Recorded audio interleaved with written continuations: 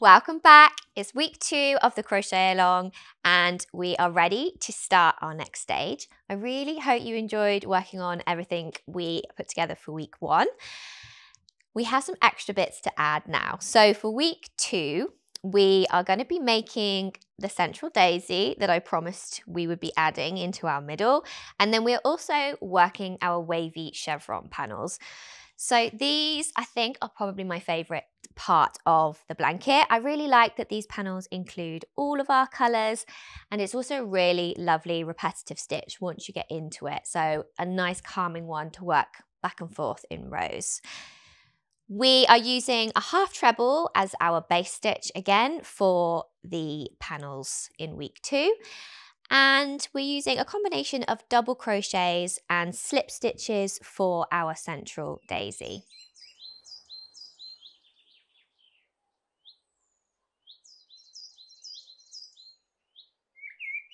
All the information you need for these 2 panels and our central daisy is in your pattern. If you haven't signed up yet and you want to join in, you can head to sirdar.com, sign up there, and you'll get all the information on last week, week 1, and then bringing you up to date with week 2. You can also drop into our Facebook group to see what all the other makers are up to. And if you want any hints or tips, I'll be dropping in there too and catching up with you all.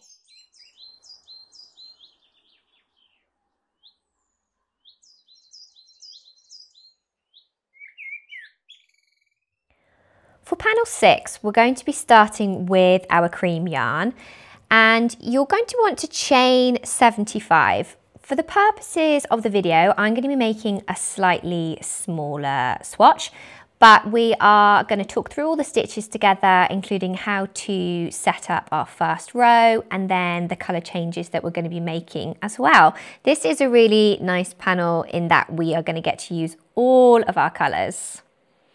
So start off with your chain of 75 and then meet me back here and I will talk you through the setup row.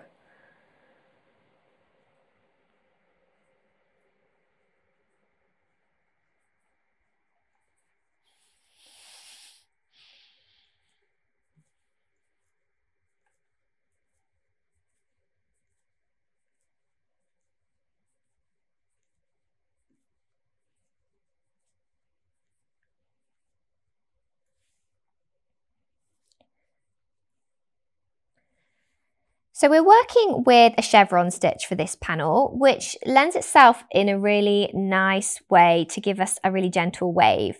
To counter the wave, we first need to create a row that gives us a little bit of a base for it to sit on, just so that we can start with a nice flat bottom and then create our waves on top.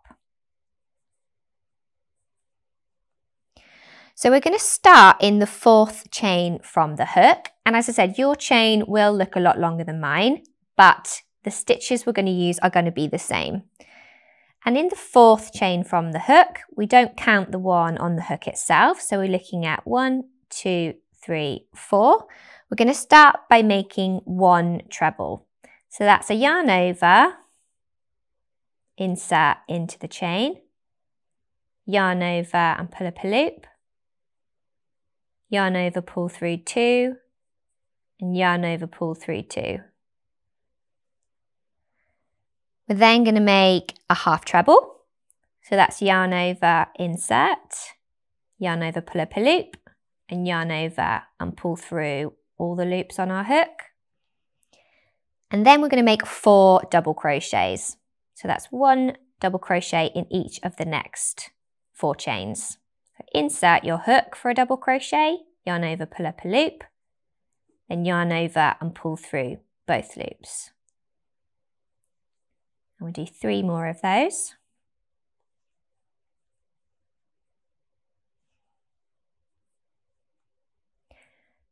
Then going to make 1 half treble, yarn over, insert, yarn over, pull up a loop, yarn over and pull through all 3, and 1 treble.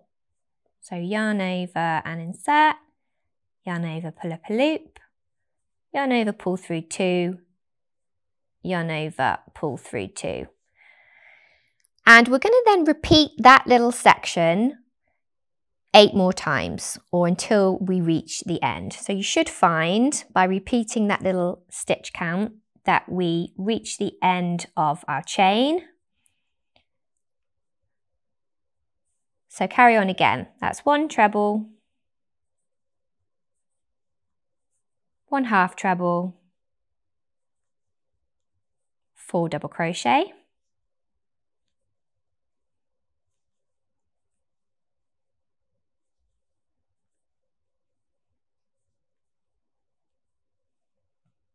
1 half treble, and 1 treble.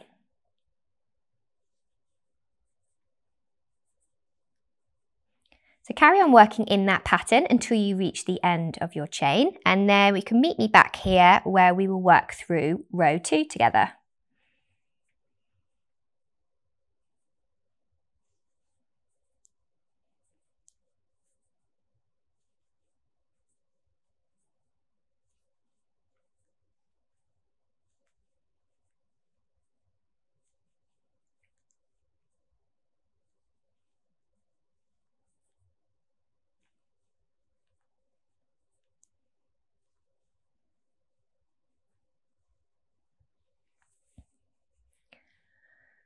So at the end of row 1, here's how mine is looking. So obviously this is going to be a lot shorter than yours, but you should hopefully start to see how we've turned our flat chain into a little bit of a wavy curve for our chevrons to sit on.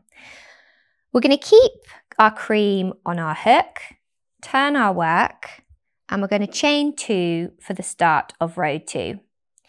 Now the row that we're going to do now is going to be the stitch pattern repeat that we're going to use throughout the whole of this panel.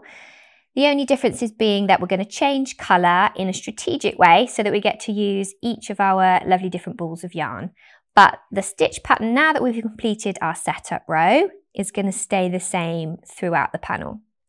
And we're going to be using a half treble stitch again as our main stitch. And we're also going to be using some increases and some decreases.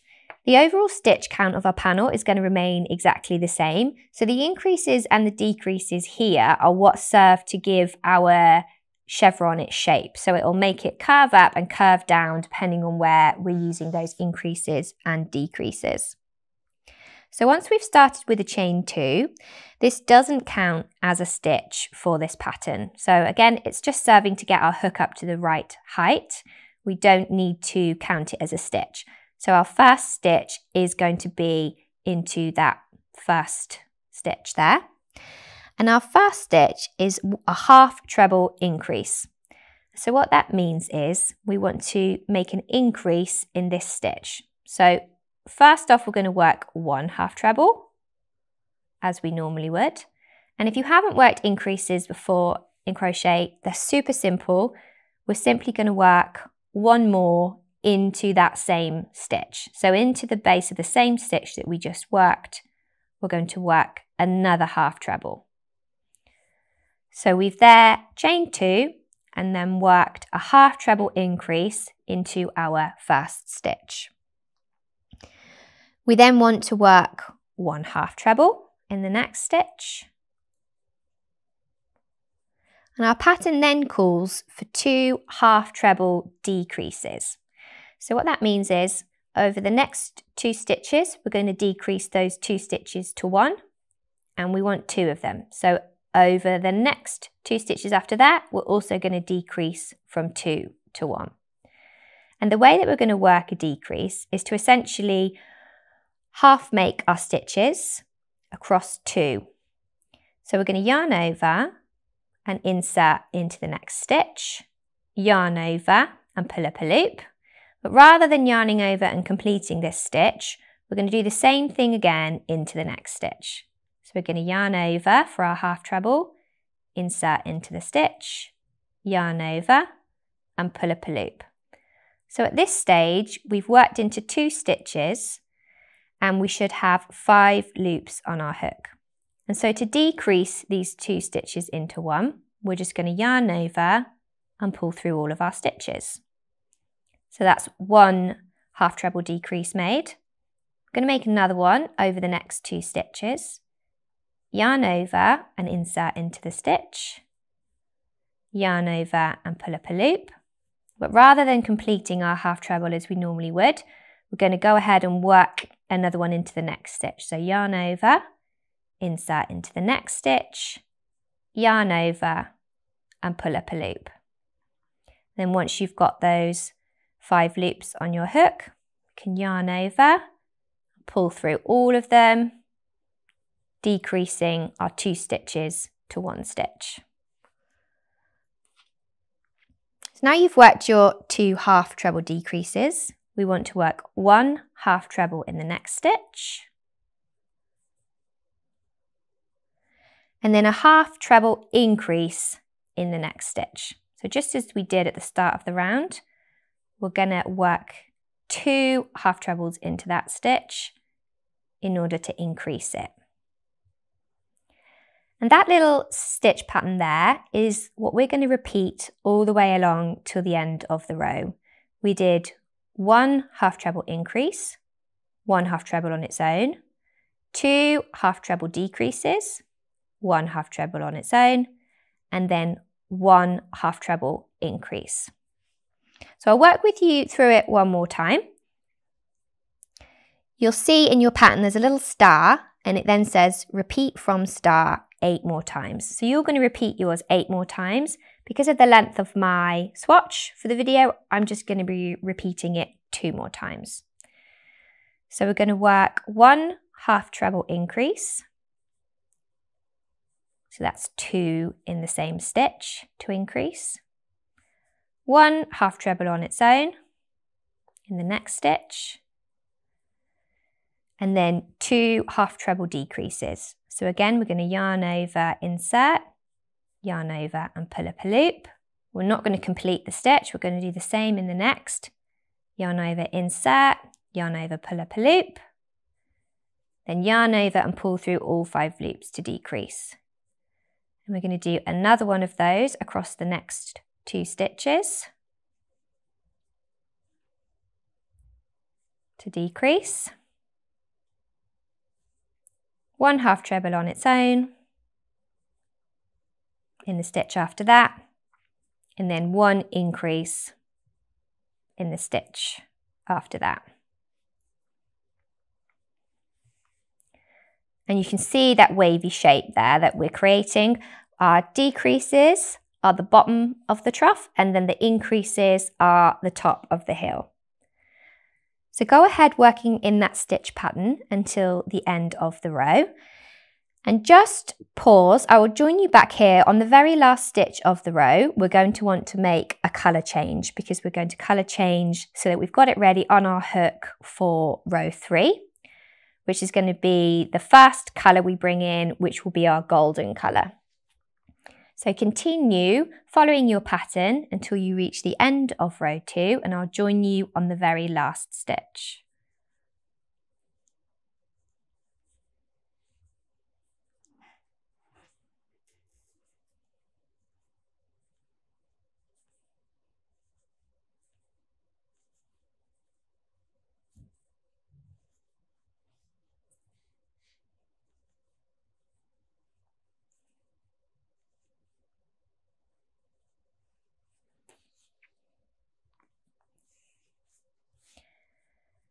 So the very last stitch I want to make on row 2 is a half treble increase.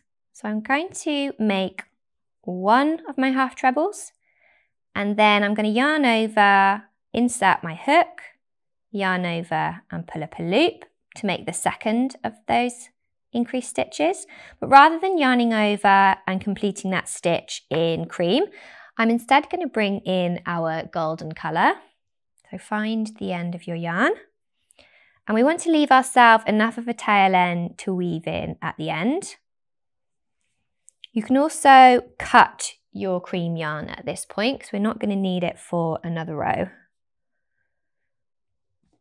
So cut your yarn, leaving enough of a tail end to weave in.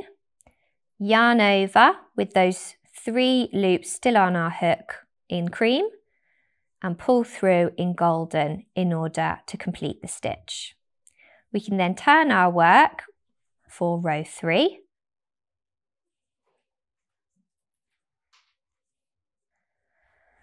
And we're going to start with a chain 2. And so what you'll see for the rest of this panel is that each row is now a repeat of row 2. We're going to be using exactly the same stitches. The main difference is we're going to be changing colour at the end of each row in order to create those nice colour changes and use all of our colours. So I'm going to go ahead and work one row here in golden and another row in cream, and I'll meet you back here and show you how mine is looking. We're also going to talk through how to finish off the panel, because in the same way that we used a setup row, we're going to use a special order of stitches in order to straighten off our panel when we reach the top. So carry on working in your pattern in this way, and I'll join you back shortly to show you the next stage.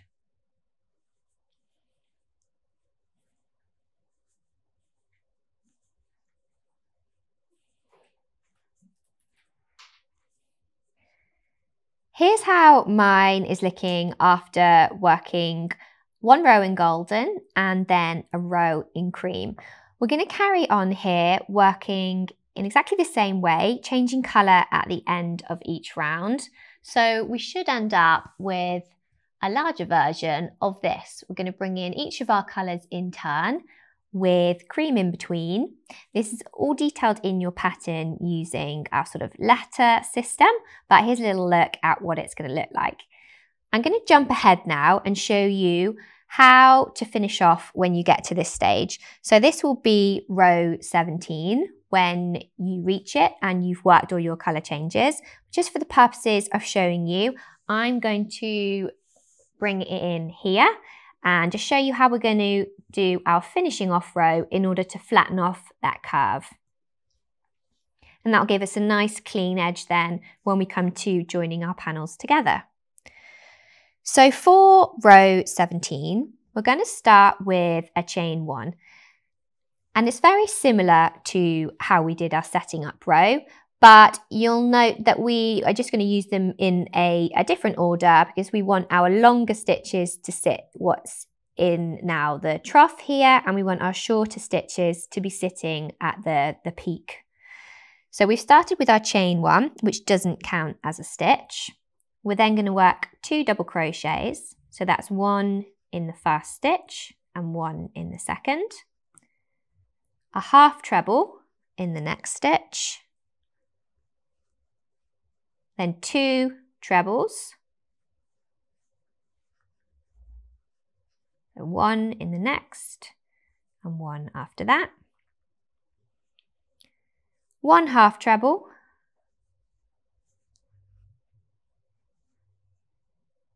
And 2 double crochets.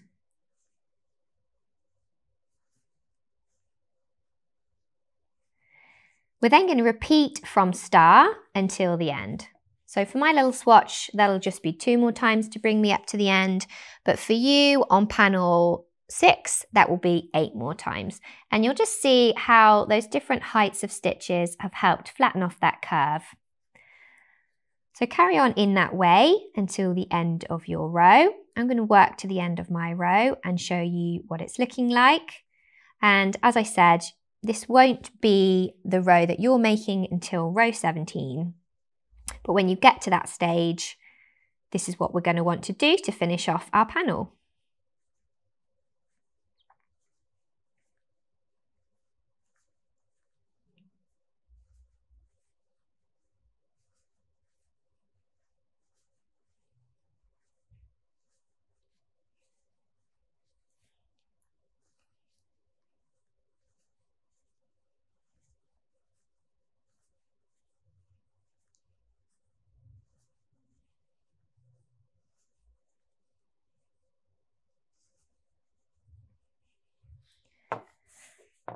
At the end of row 17, you'll just want to fasten off with a slip stitch.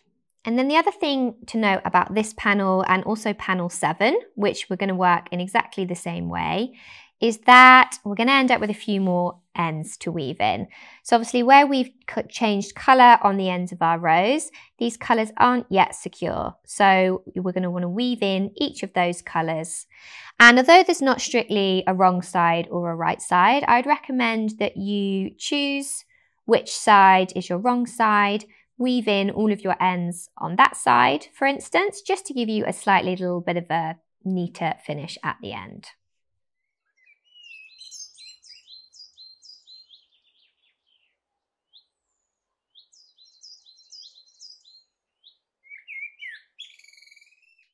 To start our daisy, we're going to work in a slightly different way to how we've been working for our panels, because we're going to want to work in the round. So rather than working back and forth in rows, we're going to create a little bit of a circle for ourselves.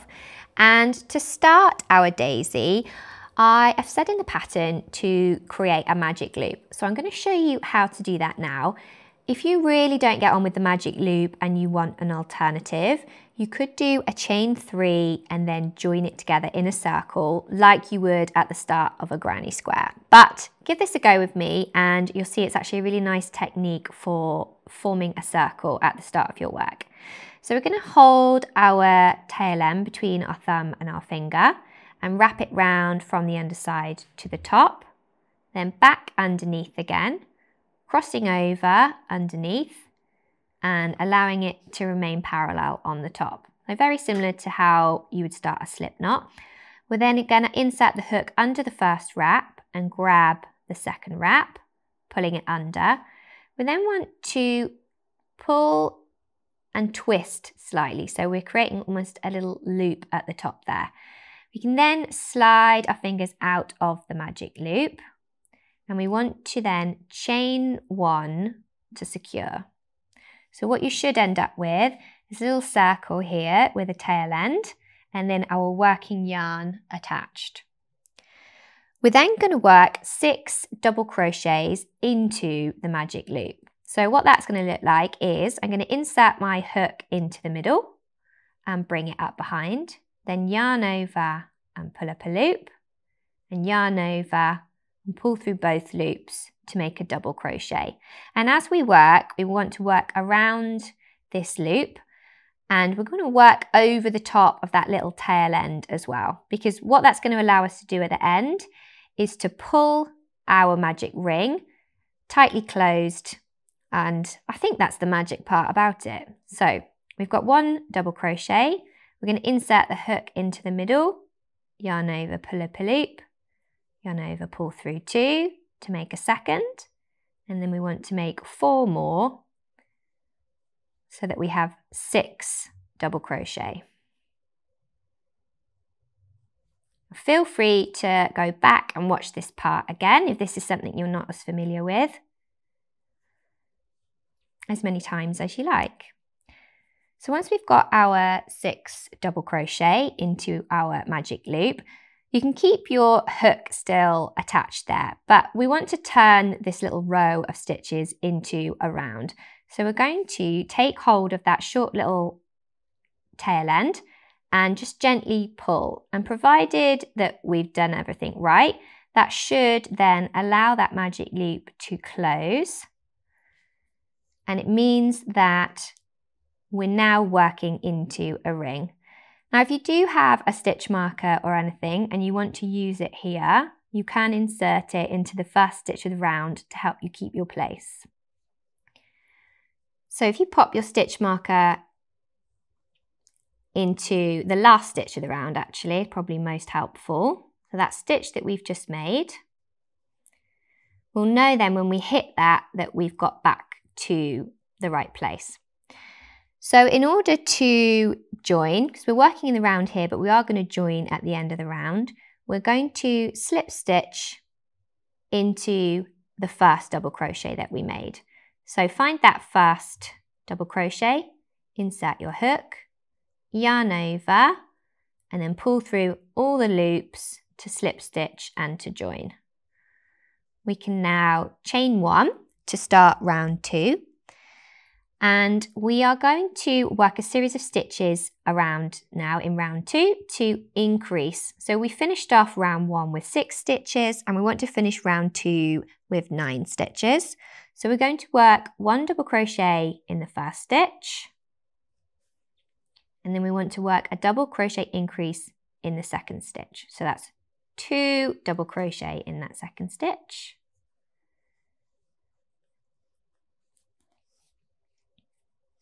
And then we're going to repeat that little stitch pattern all the way around. So that's 1 in the next stitch, and then an increase in the stitch after that. 1 in the next stitch, and then an increase in the stitch after that. And I know because I've hit that stitch marker that that is the last stitch of this round. So I'm going to work my increase into it. And just to help me keep my place, it's not essential, but we're going to pop it back in to the last stitch of the round.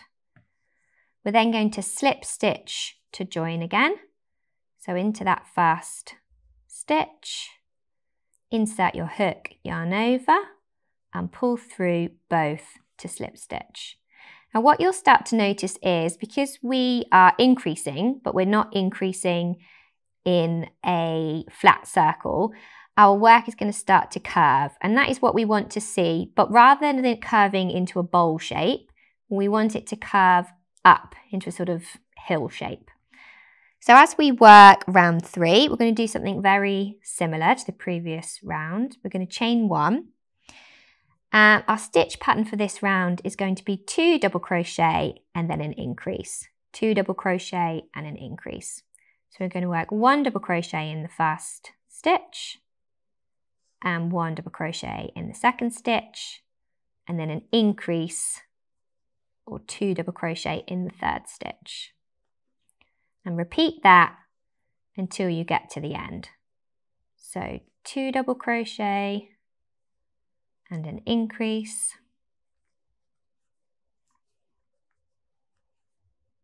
and then 2 double crochet and an increase in the last stitch. So that at the end of round 3, you should have 12 stitches. We're going to slip stitch again into the first stitch of the round to join. We've got just one more round now to work with our lemon, and that's going to be 1 double crochet in each stitch around. So I've chained 1 at the start of round 4 to start, and I'm going to move my stitch marker again to the last stitch of the previous round. And there's no increases in this round, we're simply working 1 double crochet in each stitch around.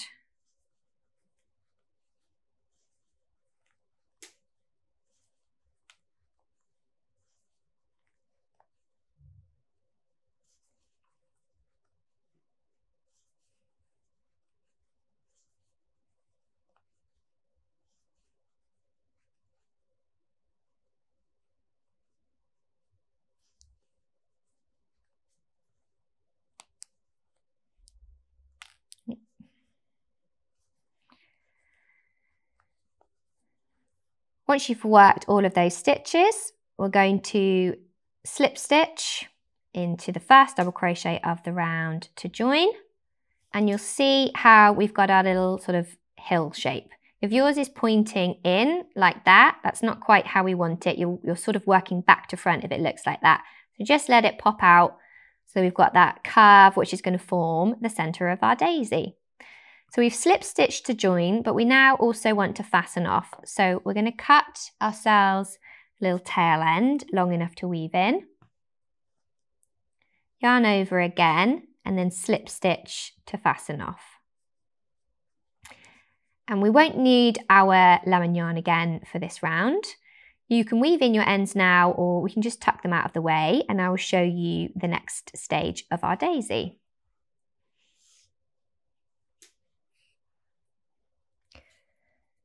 So we're going to bring back in our cream yarn for this next section, And we want to attach our cream yarn to any of the double crochets from the round we've just made. It doesn't really matter where, but just for the sake of it, I'm going to go for that first one. So in order to attach the cream yarn, I'm going to insert my hook into one of those stitches. Yarn over, leaving a long enough tail end to weave in later, and pull through. So we've now got our cream yarn on our hook and we've attached it to one of the double crochets from round 4. And for round 5, you'll see that we want to start with a chain of 8. So we're going to create our petals by chaining out, double crocheting back down, and then repeating that all the way around to create 12 petals. So we're going to, as I said, start with a chain of 8.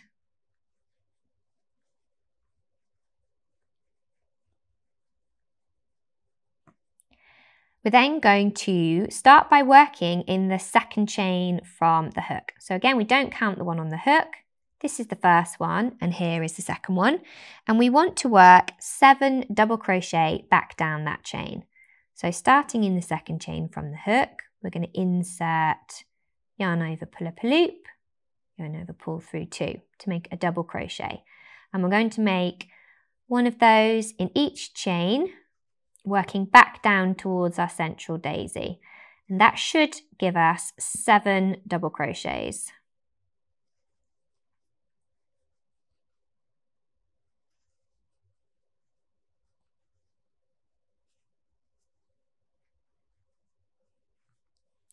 So here's what it's looking like after I've worked those 7 double crochets. We then want to slip stitch into the next unworked double crochet from round 4. So what that means is you can see this here was the stitch that we chained out of. So this here is the next unworked double crochet from round 4. So I'm going to insert my hook, yarn over, pull up a loop, and then pull that loop through the one on the hook to slip stitch. We then want to repeat from that star 11 more times. So essentially what that means is, I'll show you another one now. We're going to chain 8.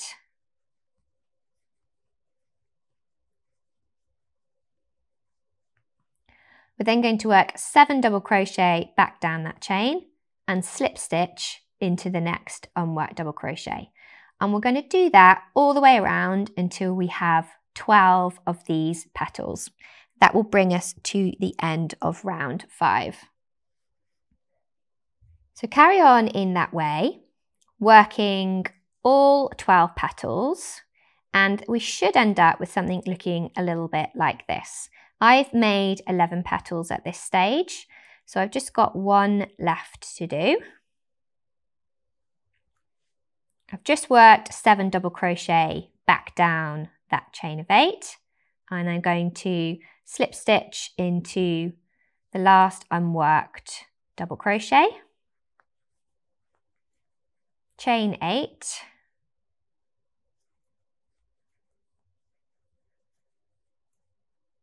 work 7 double crochet back down the chain,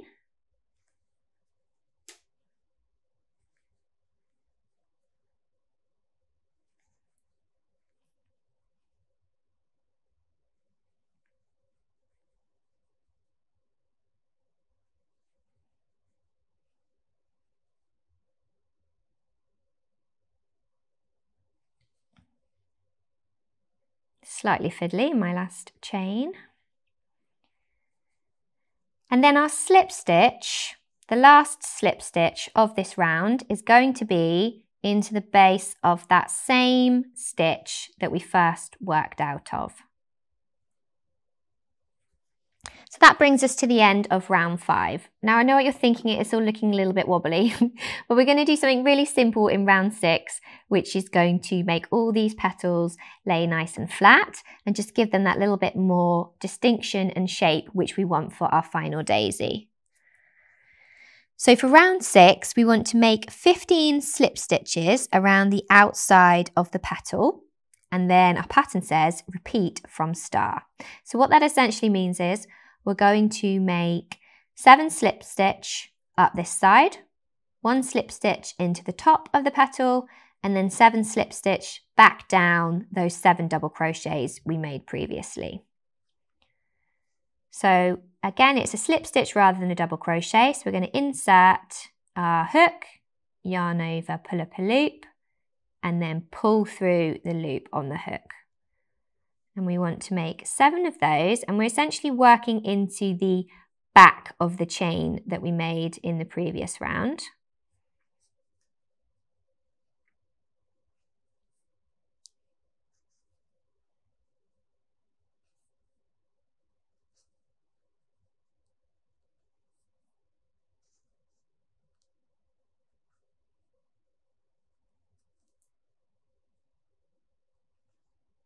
Then 1 into the top, which is actually the chain that we left unworked. And then 7 back down the other side.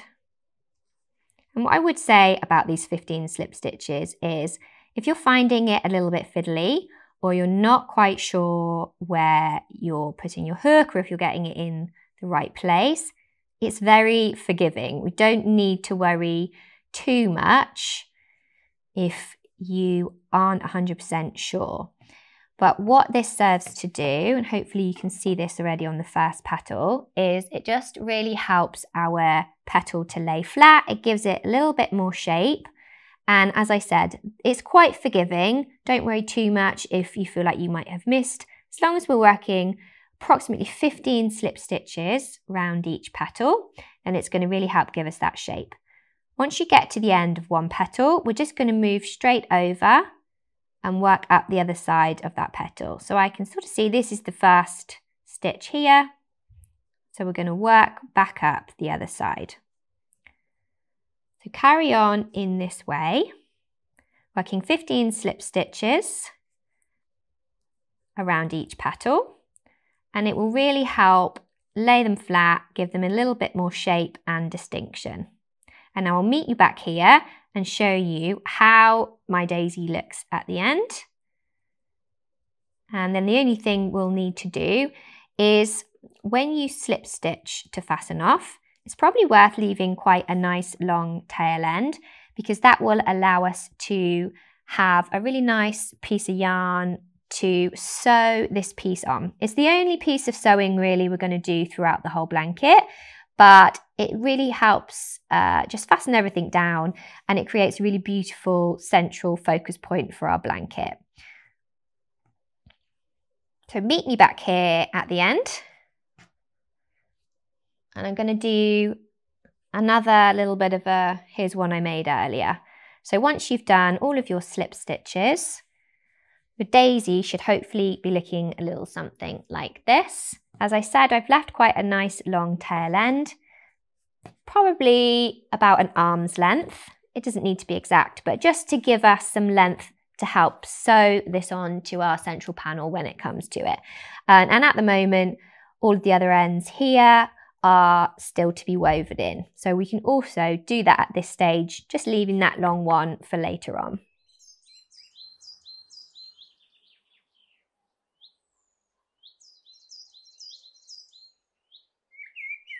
So at this stage in our blanket, well, to be honest, at every stage in our blanket, we're going to be faced with a few ends to weave in. And obviously, it's entirely up to you whether you do them as you go or if you inevitably do what I do and leave them all to the end. But if we want to weave them in as we go and save ourselves a job for later, I'm going to show you quickly how I like to approach this. So obviously most of the ends that we are going to be facing are going to end up sticking out across the edge of our blanket, particularly when I've already woven these ones in, but when we carry yarns, for instance, on this panel, we would have had cream yarns here. So we just want to make sure that we're securing them.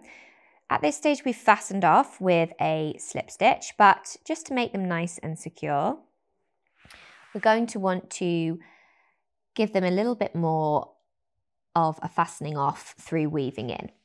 So again, hopefully all of our tail ends are long enough for us to thread onto our needle, but I do also have a tip that I can share with you if you've ended up with some really short ends.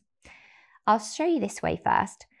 thread your yarn onto the end of your yarn needle, and we always want to weave in on the wrong side, on the reverse of our work. And where we've got a raised join like this, well, double crochet join, this is quite a handy one because we know that we can sew into this without it being visible on the front. But there's not really an exact science to it. It's just a case of weaving in and out. And normally it's a good idea to do it in a couple of directions. So here I'm sort of sewing away from the seam, and then I'll probably do another few stitches in and out.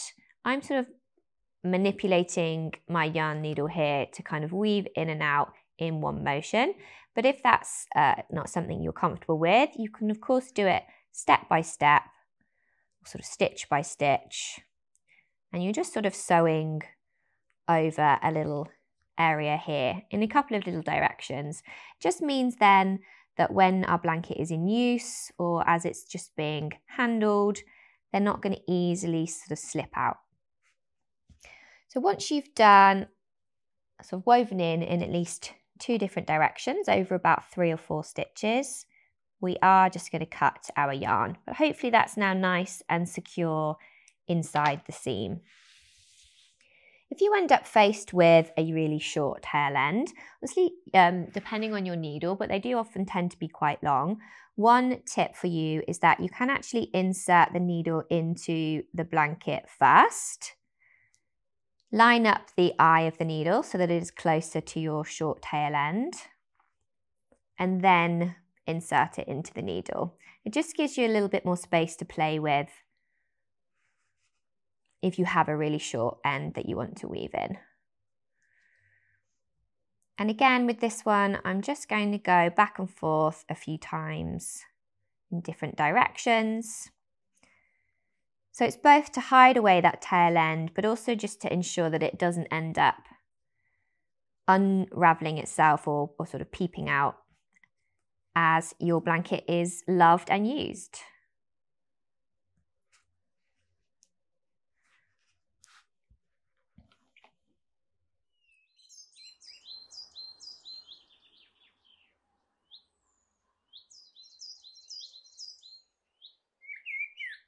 Once you've completed your week 2 daisy and your panels, we're going to be at a stage where we're ready to start joining on or in our panels to what we did in week 1. But to make life a little bit easier for ourselves, we're going to attach our daisy to our central panel first, just because I found it's a little bit easier to sew this on when we're not working with extra panels. So we're going to pop this one on first, and then we will attach our panels from week 2. Now I did leave myself a really long tail end when I made the daisy just to help with this sewing on section. But if you haven't got a tail end or it's too short and you don't think you're going to have enough to work with, you can cut yourself off an arm's length of cream yarn at this point and either sew on the spot a couple of times to attach it to your daisy, or if you wanted to, you could slip stitch it or chain it with a crochet hook to attach it if you're more comfortable with that.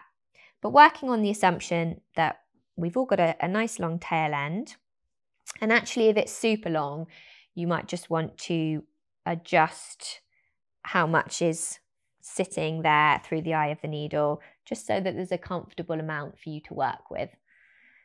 And we want to position our daisy in the middle of the panel, the very first panel we did in week 1. So it's not an exact science, but again, depending on how particular you are, I'm a little bit of I like to do it by eye, but if you want to count your stitches and your rows and find the exact midpoint before attaching your flower, then please do be more precise than me if that is your preference. And we can also use a couple of stitch markers at this point just to help secure our daisy down.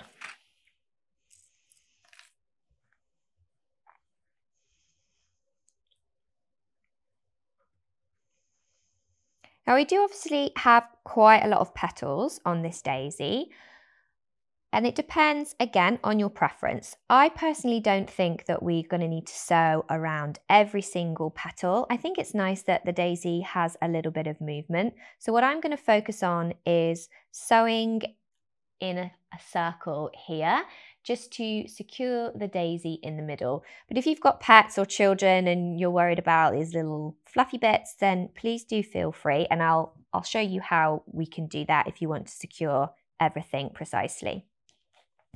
So once we've got our petal attached loosely with some stitch markers, I have got my yarn needle on the front of my work, and I'm just going to put my hand underneath just to give me a bit of stability. And we are going to sew pretty much in and out around the center of that daisy. We're going to try and sew into the cream section, because if we sew into the center of our daisy in the lemon section, our stitches might show a little bit more. So again, it's just going to sew all the way down through the daisy and through the layer of fabric, so that so that the needle, so used to saying hook, is coming out at the back. And it's really just going to be a very simple case of sewing up and down through those layers. Take your time, and actually, I know not everybody always crochets on a flat surface like we do here for the video, but you might find that doing this on a table or a flat surface helps just to keep things steady. So I'm going to take the needle, still a needle, from underneath to the top and back down again behind. And as I've just kind of gathered up the fabric here, feel free to do the same if you feel like it gives you a little bit more control. Now, as I said, if you do want to sew your petals down as well as you go, you could do this as you're working round. So I've come up here pretty much at the bottom of this petal. So we could just work down the petal. Again, just sewing up and down through all those layers of both the daisy and the base panel. And if we sew just straight down the center, that will help anchor that petal down. Here we are, just got in a little bit of a loop. Your yarn and your needle will then obviously be at the extremity of this petal.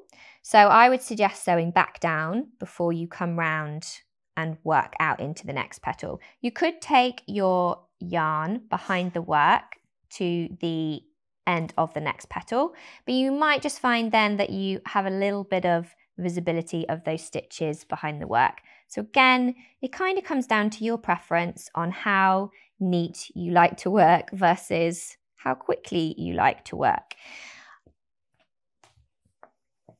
I'm a little bit of an impatient sewer. So I'm going to return round to the center, anchoring that central point of our daisy as we go.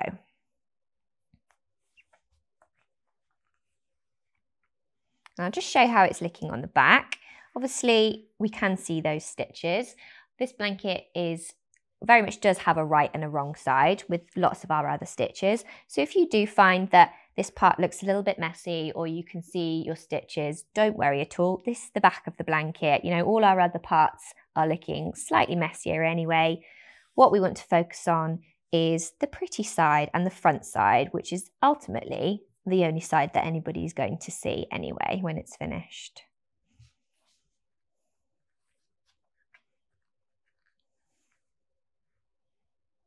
So continue sewing around, in and out, up and down, either just around that central center, or if you would like to secure them all down really firmly, you can go out and sew down each petal in the way that we looked at there too. When you've sewn all the way around, I'll show you on the reverse of the work just how to fasten off your stitches. Essentially, we're just going to sew on the spot a few times and then weave in our end as we did when we were joining our panels.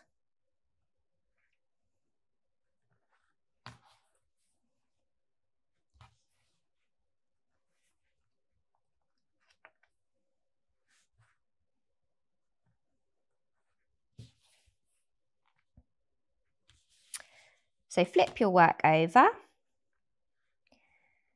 And then, as I said, this will be a little bit visible, but nobody's going to see this side of the blanket, so we're not going to worry too much. We're just going to take our needle, catch through the back of a few stitches as if we were weaving in an end.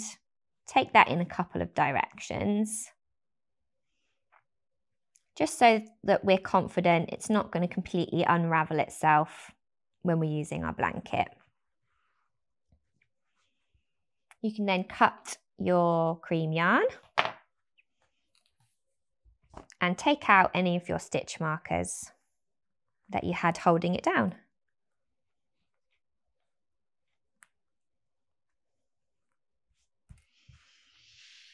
Once you've got your daisy attached, you can now move on to joining the panels for the end of week 2. So we now have all the information we need to make our daisy and for you to work through my favourite panel, the wavy chevrons. I really hope you enjoy working on these this week. As I said, I found this to be a really lovely, therapeutic, just a nice one for in front of the TV once you've got the stitch and you're in a rhythm. The videos are there for you to work through at your own pace, so please do go back through and watch them a couple of times before you get started, if that's how you prefer to learn.